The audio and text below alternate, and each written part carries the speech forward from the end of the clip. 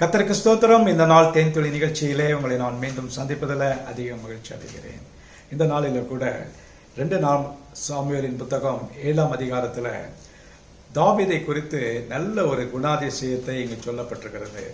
இந்த புத்தகத்தில் பார்க்கின்ற வேளையில் கர்த்தர் தாவீதை ஆசீர்வதித்தார். அவனுடைய விரோதிகள் அவனுக்கு இருந்ததான எல்லாவரையும் அவனுக்கு கீழாக கொண்டு வந்துவிட்டு ஒரு நாளிலே நாத்தான் என்கிறதான அந்த தீர்க்கதரிசியின் மூலமாக ஒரு வார்த்தையை சொல்லுகிறார். அந்த வார்த்தை என்னவென்று சொன்னால், நான் தாவீதை ஆசீர்வதிப்பேன், அவனுடைய ஆட்சியை நான் ஸ்திரப்படுத்துவேன் என்று சொல்லிவிட்டு பல காரியங்களை நாத்தான் தீர்க்கதரிசியின் மூலமாக சொல்லுகிறார்.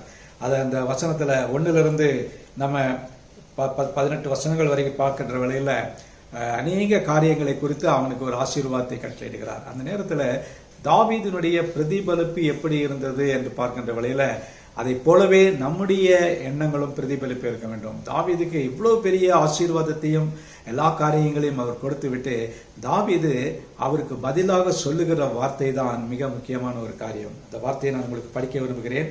18வது வசனத்துல நாத்தான் சொல்லி முடித்த பின்பு தாவீது சொல்லுகிறார், அப்பொழுது தாவீது ராஜா உட்பிரவேசித்து கர்த்தருடைய சமூகத்திலிருந்து கர்த்தராகிய ஆண்டவரே, தேவரீர் என்னை இதுவரைக்கும் கொண்டு வந்ததற்கு நான் எம்மாத்திரம், என் வீடு எம்மாத்திரம் என்று சொல்கிறார்.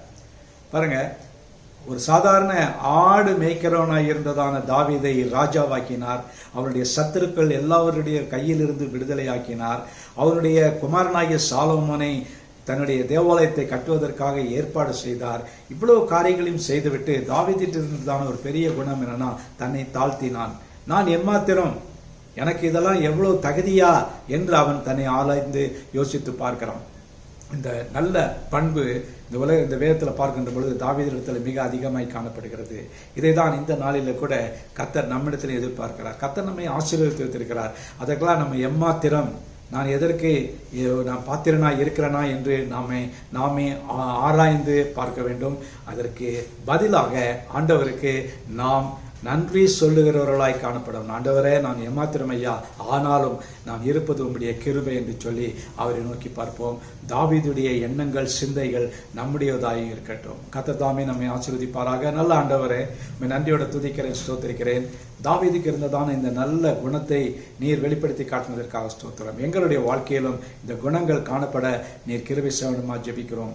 அதிகமாக பெருமைகள் மேன்மை பாராட்டுகள் இல்லாதபடிக்கு இந்த ஒரு தாழ்மையான எண்ணம் எங்களுக்கு வர கிருபை செய்யுங்க. மீட்பர் இயேசுவின் நாமத்தில் ஜெபிக்கிறேன் நல்ல பிதாவே, ஆமேன், ஆமேன். கர்த்தர் உங்களை ஆசீர்வதிப்பாராக. இந்த நாள் உங்களுக்கு ஆசீர்வாதமான ஒரு நாளாக அமையட்டும்.